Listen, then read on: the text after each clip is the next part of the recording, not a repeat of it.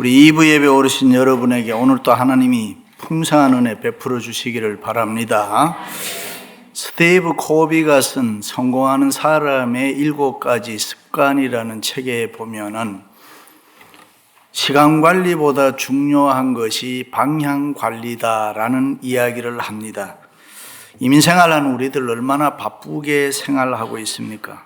아직도 우리나라 사람들은 능력 있는 사람, 성공한 사람이라고 하면 되게 바쁘게 정신없이 뛰어다니는 사람들을 연상합니다. 그만큼 할 일이 많다는 증거가 되겠죠. 그러나 사람의 성공을 좌우하는 것은 그가 얼마나 바쁘게 사는가, 그가 얼마나 시간을 잘 관리하는가, 타임 매니지먼트를 얼마나 잘하면서 사는가 하는 것이 아니고, 사람의 성공은 누구나 인생의 목적을 정하고 어느 방향으로 살아가고 있는가, 뛰어가고 있는가 하는 것입니다. 도대체 내가 지금 어디로 가고 있는지, 무엇을 위해 뛰고 있는지, 무엇 때문에 내가 이렇게 바쁘게 사는지 분명하게 우리가 알아야 될 줄로 믿습니다. 서울의 한 의사가 안타까워하면서 이런 글을 썼습니다. 암 환자만 모여 살고 있는 암병원에서 일하는 의사인데, 거기에 암 환자들은 대개가 많이 살면 2개월, 또 아니면은 6개월, 또 오래 살아야 1년 안에 다 그렇게밖에 살지 못하는 환자들이라고 합니다. 그런데 이들이 모여서 무엇을 하느냐 하면은 돈 따먹기 하투를 친다는 것입니다. 하투 알아요? 팔공산, 흑사리 이런 거예요. 그게. 네.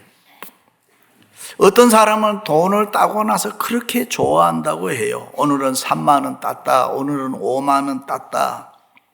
그렇게 기뻐하는데 그 모습을 바라보면은 한없이 서글퍼진다라고 그 의사 선생님이 글을 썼습니다. 그런데 여러분, 그 암 환자들과 우리들에게는 무슨 차이가 있죠? 차이가 별로 없습니다. 그 사람들은 2개월 사는데 우리는 2년 더 살고 아니면 20년 몇십 년 더 산다. 그 정도의 차이일 뿐입니다. 그렇다면은 우리는 무엇을 위해서, 왜 무엇 때문에 이렇게 바쁘게 살아가고 있습니까? 무엇이, 어떤 것이 우리의 삶에 기쁨이 되고 있습니까? 우리는 인생에서 가장 중요한 것을 붙들지 않으면은 인생은 가치가 없습니다. 전도서에 보면 인생의 방향이 바로 정해지지 않으면은 서러운 인생, 허무한 인생이 될 수밖에 없다라고 이야기합니다. 그래서 성경은 주 예수를 믿으라, 그리하면 너와 내 집이 구원을 얻으리라. 누구든지 주의 이름을 부르는 자들은 구원을 얻으리니. 믿으시면 아멘. 하나님이 세상을 이처럼 사랑하사 독생자를 주셨으니 이는 저를 믿는 자마다 멸망치 않고 영생을 얻게 하려 하심이라. 믿으시면 아멘. 할렐루야. 그렇습니다. 비록 지금으로부터 몇 시간 뒤, 며칠 뒤에 우리가 죽는다고 하더라도 하나님 앞에서 자기 자신이 죄인됨을 고백하고 예수 그리스도가 나의 주, 나의 구주 되심을 내가 믿으면 그 사람에게 구원이 있고 영생이 있다는 것입니다. 구원과 영생이 있기에 우리는 오늘도 기쁘게 살고 감사하며 살고 웃으면서 살고 행복하게 살고 빛으로 소금으로 많은 열매를 맺으면서 살아가는 줄로 믿습니다. 할렐루야. 이집트에 가면은 피라미드라고 하는 거대한 묘가 있습니다. 고대 국왕들과 왕족들의 미라가 그 속에 있습니다. 4,000년 묵은 미라의 주먹 속에서 미랄 몇 개가 나왔다 해서 한동안 신문에서 고고학자들이 많이 떠들었습니다.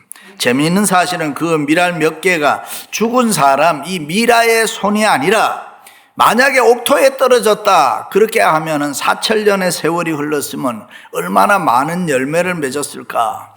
그런데 죽은 사람 손, 이 미라의 손에 미랄은 그대로 있었다. 왜 그렇습니까? 생명을 잃었기 때문에. 생명이 없는 죽은 자의 손에서는 아무런 역사가 일어나지 않습니다. 하나님의 말씀은 우리에게 하늘의 미랄이라 그렇게 이야기했습니다. 하늘의 미랄처럼 인간은 보잘것없는 존재지만은 그러나 우리가 생명 대신 예수 그리스도로 말미암아 거듭나고 살아계신 하나님의 손에 붙잡힐 때에 생명이 있기에 우리에게는 놀라운 역사가 일어날 줄로 믿습니다. 우리들에게 예수 생명, 예수 능력, 예수 권세가 우리의 생활 속에, 우리의 삶에 있기 때문에 우리는 얼마든지 열매를 많이 맺을 줄로 믿습니다.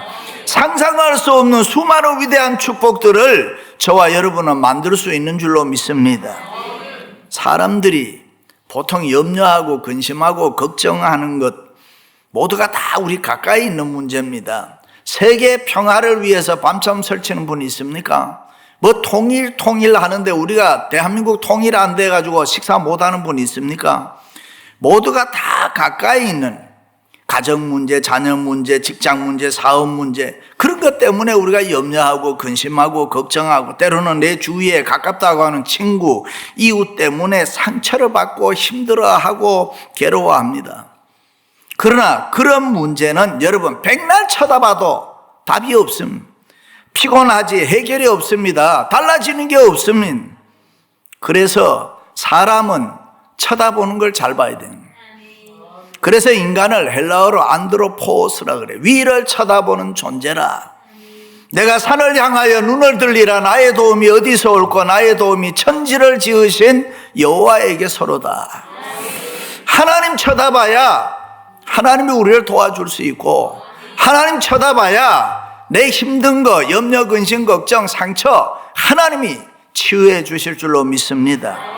그렇습니다. 우리가 왜 이 땅에서 하나님 믿어야 합니까? 그것은 다름이 아니라 하나님을 믿는 그 믿음이 있어야 우리로 하여금 현재 삶에 매여 있지 아니하고 그것을 초월하게 하기 때문에, 그래서 믿음이 중요한 거예요.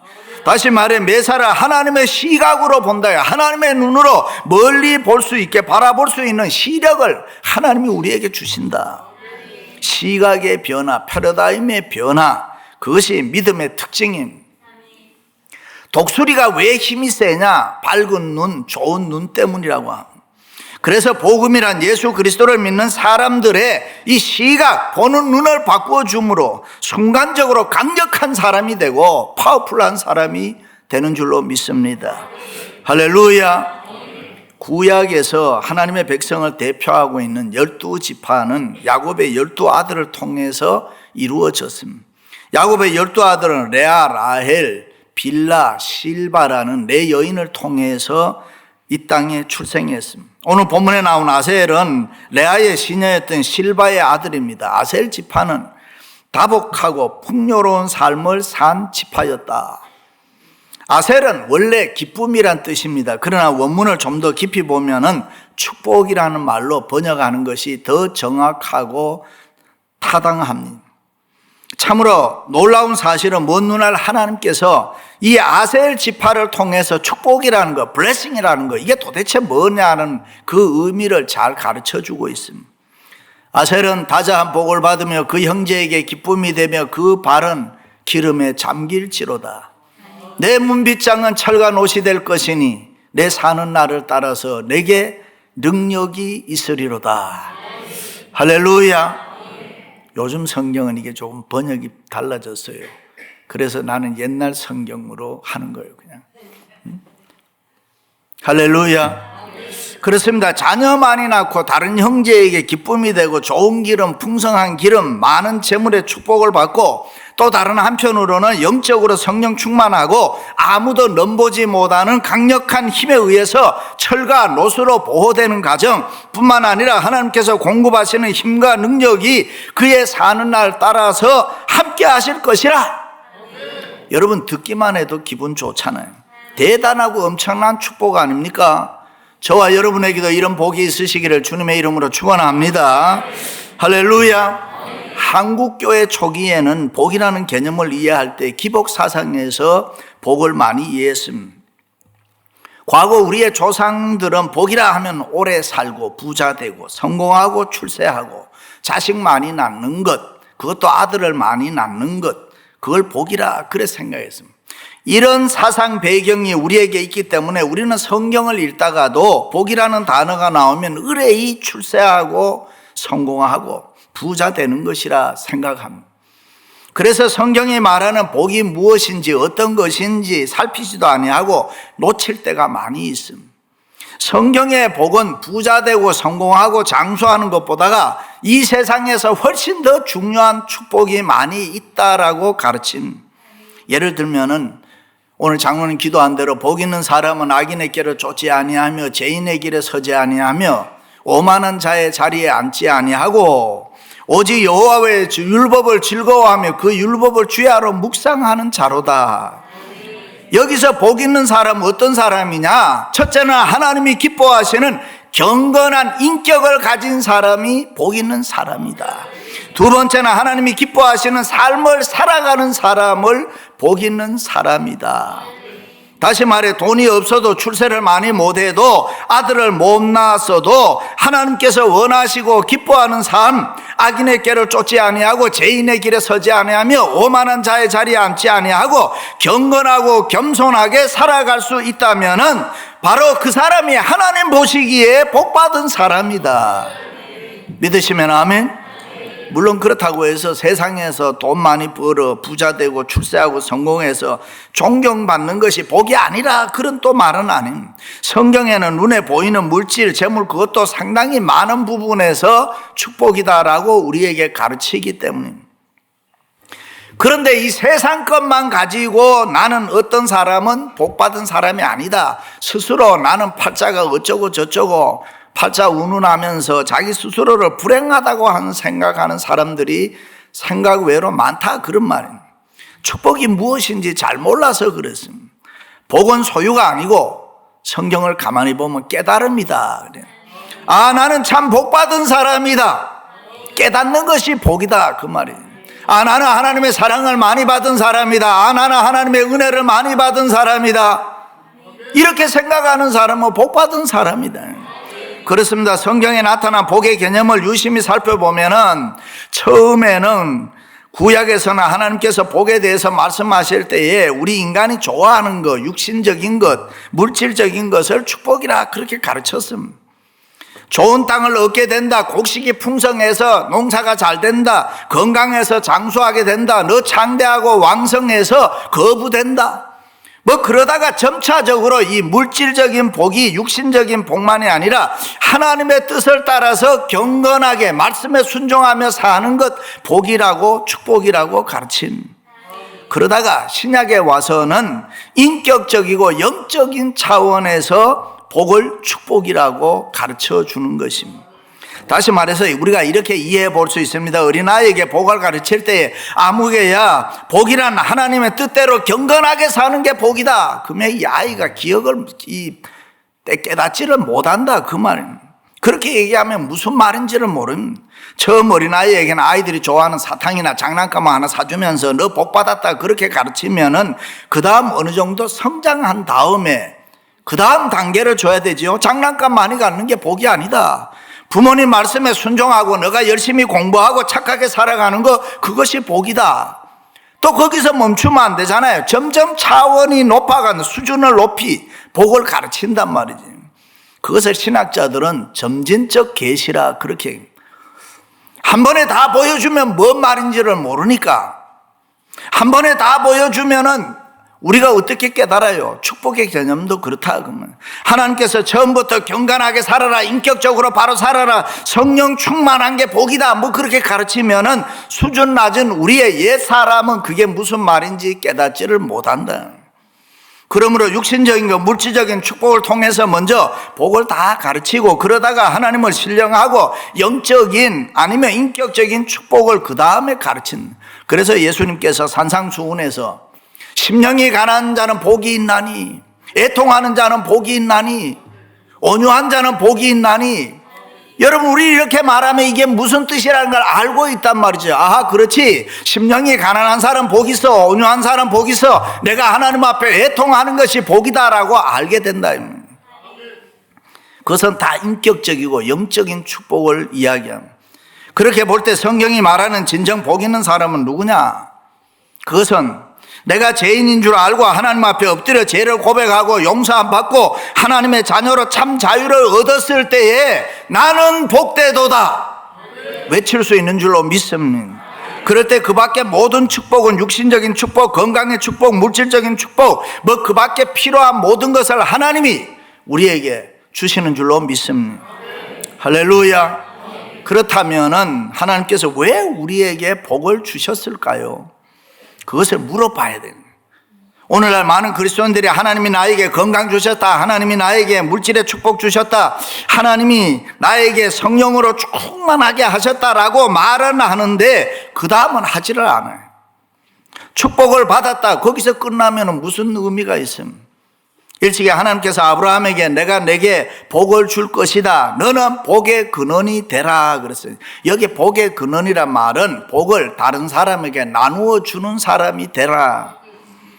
다시 말해 하나님께서 나에게 복을 주신 것은 나만 뭐 잘 먹고 잘 살고 나만 예수 잘 믿고 믿음 생활 잘하고 거기에서 끝나는 것이 아니라 내가 받은 복을 필요한 사람들에게 나누어 주라. 내가 예수 잘 믿는 거 나누어 주고 내가 받은 물질의 복 나누어 주고. 그렇습니다. 출세하고 성공하고 이름 높아지고 명예를 얻고 창대하고 부귀영화 누리는 거 복입니다. 그런데 이 그 더 큰 복은 나 자신이 복의 근원이 되는 거다. 믿음의 사람 아브라함 때문에 그의 가정이 복받잖아요. 믿음의 사람 아브라함 때문에 이스라엘 민족 전체가 축복을 받잖아요. 그렇습니다. 내가 복의 근원이 될 때 자손 만대에 이르기까지 하나님이 우리에게 복을 주실 줄로 믿습니다. 내가 복의 근원이 될 때에 내 주위가 저절로 나 때문에 축복받게 되는 거예요. 자, 그런데 아브라함이 그 복을 받는 과정은 그렇게 쉽지 않았다. 조건과 환경이 너무 안 좋았다. 많은 시련과 고난 속에서 복의 근원 축복의 사람이 되도록 하나님이 만들었습니다.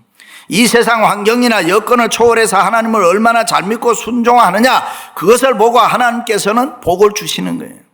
그렇다면 우리들은 어떻습니까? 그저 일생 동안 돈 걱정하지 아니하고 아무 어려움 없이 편안하게 살았으면 합니까? 그건 좋은 생각이 아닙니다. 어떻게 생각할지 모르시지만은 그렇게 돈 많이 벌어 편안하게 살아야 된다는 게 우리 삶의 목적이 되면 안 된다. 내가 어떻게 예수를 잘 믿느냐, 내가 어떻게 해야 하나님을 잘 섬기느냐, 거기에 고민이 좀 있어야 된다. 세상적으로 뭐가 좀 잘 안 되면 어떻습니까? 내가 하나님의 사랑받는 사람이 될 수 있다면, 내가 믿음 있는 사람, 내가 하나님의 말씀에 철저하게 순종하는 사람이 될 수 있다면은 이 세상에 뭐가 좀 모자라고 다른 사람보다 없으면 어떻습니까? 하나님께서 아브라함에게 복을 주시는 과정을 살펴보면 때로는 너무 안타깝고 야박스러울 때가 많이 있어요. 사랑의 하나님이 왜 그렇게 복을 주시려면 그냥 한꺼번에 다 줘버리지 못하러 그렇게 했을까? 이해가 잘 안 될 때가 있습니다. 그냥 어느 날 갑자기 너는 정든 고향 부모 떠나라 이래요. 여러분, 우리도 남의 나라와 살아보면 알지만은 이게 남의 나라와 산다는 게 쉬운 게 아니잖아요. 우리처럼 뭐 살기 좋은 미국에 이민을 목적을 정해놓고 온 것도 아니고, 아브라함은 갈 바를 알지 못하고 길을 떠나라. 언제 어디에서 무슨 일을 만날지도 모르고 낯선 땅에서 방황하는 나그네 신세의 삶을 살아요. 오늘은 이곳, 내일은 저곳 텐트 치고 유목민으로 방랑객으로 인생의 순례자 삶을 살아가야 되는데 얼마나 어려웠으면 성경에 보면 그에게 발붙일 만큼도 땅을 주지 않았다 이러는. 아니, 하나님께서 아브라함에게 너는 복의 근원이 되라고 약속했으면은 뭐 비슷하게 가야지. 그게 이해가 쉽잖아요. 자식을 준다고 했으면은 10달이면 되는데 25년 기다리게 했다니까요. 아니, 그것도 젊을 때 25년 기다린 게 아니고 75세부터 25년 기다리게 했다니. 그렇다고 또 많은 아들을 주셨느냐? 아들 딱 하나 주신 거예요. 얼마나 아슬아슬합니까? 그런데 거기에 하나님의 뜻이 있고, 거기에 경륜이 있고, 섭리가 있고, 거기에 하나님의 사랑이 있고, 지혜가 있고. 할렐루야. 그래서 어떤 때는 약속의 땅을 찾아 이리저리 헤매게도 하셨고, 약속의 자손을 받는데도 쉽지 않았고, 그런데 이렇게 받은 아들, 그러면 그 후에는 또 뭐라 그래요? 시험을 쳤습니다. 아브라함에게는 가장 귀한 것이 아들인데 그 아들은 내게 달라, 그런 말. 아브라함 쪽에서 보면 큰일입니다. 지금 아브라함은 힘들고 어려웠지만 하나님이 은혜를 줘서 돈도 좀 많이 벌었어요. 재물도 많았어요. 그런데 하필이면 지금 왜 아들을 달라고 하느냐? 아브라함이 깊이 생각해 봤겠지. 하나님이냐 아들이냐, 아들이냐 하나님이냐. 아무리 생각해도 아브라함은 하나님이다. 그래서 아들을 하나님에게 바치게 되는 것입니다. 왜 그렇게 됐습니까? 하나님께서는 아브라함에게 주실 복을 미리 다 준비해 놓으시고 마지막 관문으로 테스트하는 거예요. 시험 쳐본다 그 말. 그런데 하나님께서는 그 복을 주실 때 그냥 쉽게 주시는 것이 아니고 시험을 치렀다. 다시 말해 복된 사람으로 준비시켜 나갔다. 그러므로 성도는 이 땅에 살아갈 때 힘들고 어려운 일 만나고 고난과 고통을 받을 때에 힘들어하지 말아야 돼요. 하나님이 나에게 더 큰 복, 약속의 복을 주시려고 준비시키는 과정이구나. 훈련시키는 과정이구나. 시험이구나. 그러므로 우리는 어떤 경우에도 세상과 하나님을 가지고 씨름하면 안 되는 거예요. 항상 하나님, 아브라함처럼 주 예수보다 더 귀한 것은 없네. 그렇게 믿어야 될 줄로 믿습니다. 그렇습니다. 아셀 지파는 먼저 풍성한 복을 받았습니다. 육신적으로, 물질적으로, 영적으로 놀라운 복을 받았습니다. 그러나 하나님 이들에게 뭐예요? 더 귀한 사명 주었습니다. 그게 뭡니까? 다른 형제에게 기쁨이 되라는 것입니다. 그렇다면 저와 여러분은 다른 사람에게 기쁨의 존재가 되고 있습니까? 우리도 이곳에 와서 많은 하나님의 은혜와 축복을 받았는데 여러분은 가족의 기쁨이 되고 있습니까? 여러분은 우리 교회에 기쁨이 되고 있습니까? 여러분은 정말로 다른 사람에게 기쁨과 축복이 되는 그런 삶을 살아가고 있습니까? 아셀이 처음 세상에 태어날 때 레아는 복되도다라고 했던 것처럼 우리가 예수 그리스도를 믿고 구원받은 하나님의 자녀가 되었을 때 하나님은 우리를 향해서 복되도다. 여수run이여 너는 행복자로다. 할렐루야. 그런 의미에서 우리는 정말로 축복받은 사람들, 믿으시면 아멘. 그러나 하나님은 한 걸음 더 나아가 이제는 우리가 받은 수많은 축복들을 우리 보고 나누어라. 이웃에게 기쁨이 되도록 나누어라. 받은 축복으로 다른 사람에게 기쁨이 되라고 명령하는 것입니다. 사랑하는 성도 여러분, 우리가 받은 축복들을 헤아려 보시고 수많은 축복으로 인하여 하나님 앞에 감사하시기를 바랍니다. 그리고 그 복을 이웃과 더불어 나눔으로 기쁨이 되는 그런 삶을 살아가시기를 주님의 이름으로 축원합니다.